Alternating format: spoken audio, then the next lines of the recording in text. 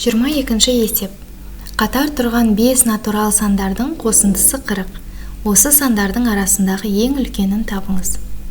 Қатар тұрған сан дегеніміз, яғни олар бірінен кейін бірі тұр. Мысалы, 1, 2, 3, 4 немесе 40, 41, 42 деген сияқты. Яғни бірінен кейін бірі тұрған сандардың 5 сан натурал санның қосындысы 40-қа тең. Осы сандардың ең үлкен табу үшін біз теңдеу арқылы шығарайық.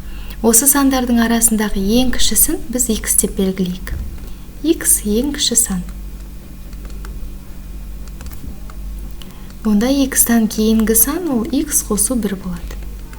Одан кейінгі сан, осыған тағы бірді қосамыз. X қосу 1 қосу 1 ол x қосылған 2. Келесі сан x қосу 3 және келесі сан x қосу 4. Міне бізде барлығы 5 сан болды және осы сандардың қосындысы бізде 40-қа тең. Енді теңдеуді жазайық. X қосылған x қосу 1, қосылған x қосылған 2, қосылған x қосылған 3, қосылған x қосу 4 тең 40-қа. Бұл теңдеуді шешу үшін біз ұқсас мүшелерін біріктірейік. Ұқсас мүше дегеніміз x-тар және сандар.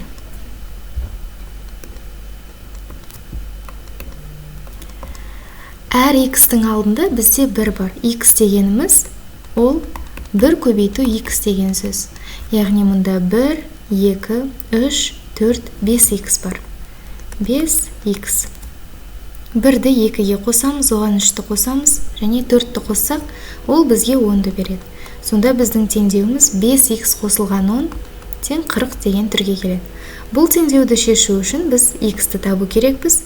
5x тең, x-ті табу үшін біз плюс 10-ды теңдіктің оң жағына өткіземіз. Ол теңдіктің оң жағына қарама-қарсы таңбамен өтеді, яғни 40 азайту 10, ол 30-ға тең. Енді мұнда 5 x-ға көбейтіліп тұр, ал бізге x-ті табу керек. Демек, x-ті табу үшін біз 30-ды 5-ке бөлеміз. Сонда біздің x-іміз 6-ға тең болады. Яғни ең кіші санымыз 6-ға тең. Ал бізге осы сандардың арасындағы ең үлкен табу керек. Ең үлкені дегеніміз ол мына сан. Яғни 6 қосылған 4. Ол 10-ға тең.